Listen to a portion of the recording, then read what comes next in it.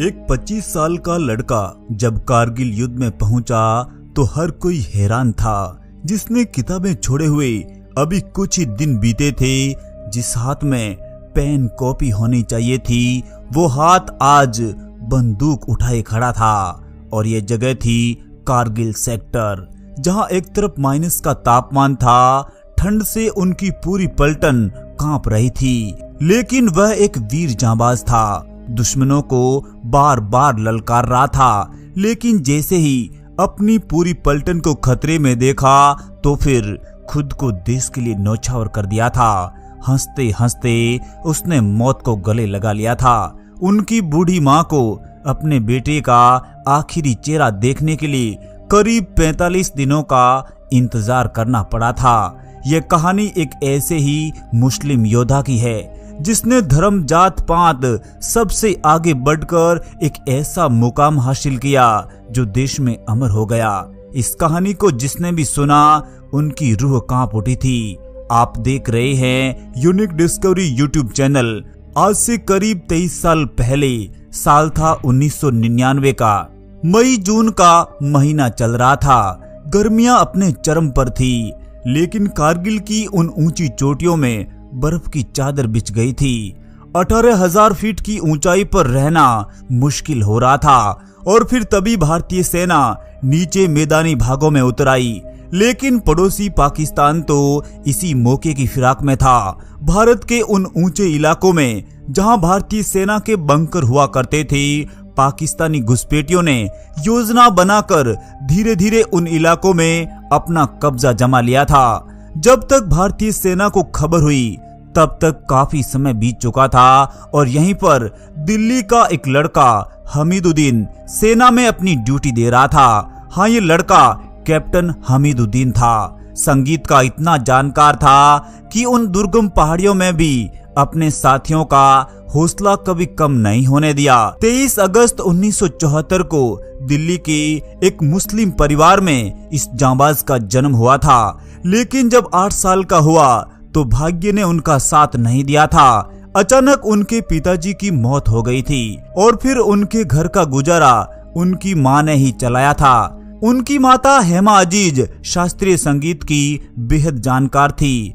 जब हमीदुद्दीन छोटी कक्षा में अपनी स्कूल में पढ़ाई कर रहे थे, तब गरीब बच्चों को यूनिफॉर्म फ्री में बांटी जा रही थी। लेकिन बालक हमीदुद्दीन ने उस फ्री वाली यूनिफॉर्म को लेने से मना कर दिया था और अपनी टीचर से कहा कि मेरी माँ मेरे कपड़े के लिए अच्छा खासा कमा लेती है। बालक हमीदुद्दीन को संगीत तो उनकी माँ से विरासत में मिला था। जब ग्रेजुएशन की बारी आई तो फिर उनका दाखिला दिल्ली के शिवाजी कॉलेज में हो गया था। कॉलेज के दिनों में हनीफ अपने दोस्तों में काफी मशहूर थे। जब उनके दोस्तों ने सेना का फॉर्म भरा तो फिर हनीफ भी पीछे नहीं रहे थे। देशभक्ति तो उनकी रग रग में बसी हुई थी। और जब रिजल्ट की बारी आई तो फिर उनके दोस्तों का तो कहीं नाम नहीं था, लेकिन मेरिट में हनीफ का नाम सबसे ऊपर था।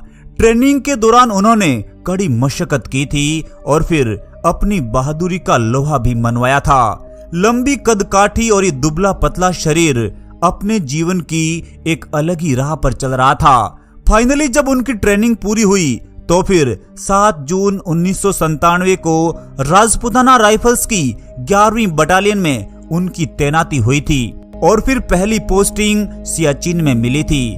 तब सेना में सब कुछ ठीक ठाक चल रहा था और जैसे ही 1999 का दौर आया तो फिर बॉर्डर पर कारगिल की जंग छिड़ गई थी। हर तरफ गोलियां बरस रही थी, तोपों से गोले दागे जा रहे थे, बॉर्डर धधक धधक कर जल रहा था। हनीफ को आर्मी ज्वाइन किए हुए अभी 2 साल ही बीते थे और उन्हें लद्दाख के तुर्तुक इलाके में लड़ने के लिए भेजा गया। कैप्टन हनीफुद्दीन अपनी बटालियन का नेतृत्व कर रहे थे।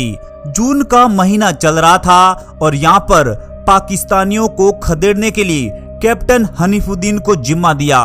कारगिल में भयंकर बर्फबारी हो रही थी। उनकी बटालियन को बर्फ पर लड़ने का इतना अनुभव भी नहीं था और यहाँ का तापमान भी माइनस में चल रहा था, जो उनकी हड्डियां गलाने के लिए काफी था। लेकिन इन शूरवीरों में इतना जोश भरा था कि ये टेम्परेचर भी उन्हें डिगा नहीं पाया था। और फिर 4 और 5 जून 1999 की वो काली रात, जिस दिन कैप्टन हनीफुद्दीन ने एक ऑपरेशन को अंजाम दिया था।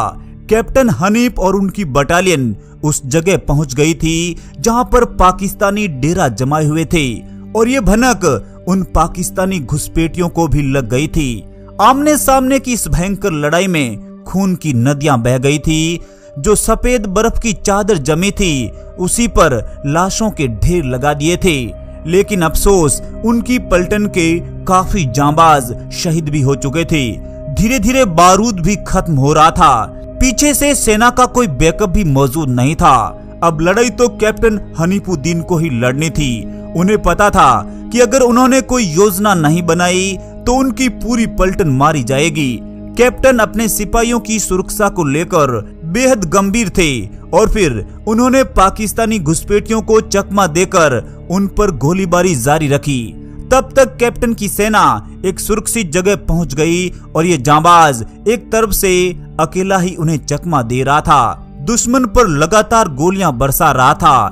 कैप्टन हनीफुद्दीन जिस पोस्ट को फतेह करने के लिए गए थे, उनसे महज 200 मीटर की दूरी पर उन्होंने शहादत को गले लगा लिया था। सेना में भर्ती हुए अभी 2 ही साल हुए थे, और इस कच्ची उम्र में अपने सैनिकों को बचाते हुए वे शहीद भी हो गए थे। लेकिन जिस जगह हनीफ शहीद हुए थे वहाँ अब भी लड़ाइयाँ चल रही थी। तो फिर इस दौरान उनकी डेथ बॉडी को काफी खोजा गया, लेकिन वे वहाँ नहीं मिल पाई थी। लेकिन उनके शहीद होने की खबर उनके घर वालों को पहले ही दे दी थी। उनके घर वालों का रो रो कर बुरा हाल था।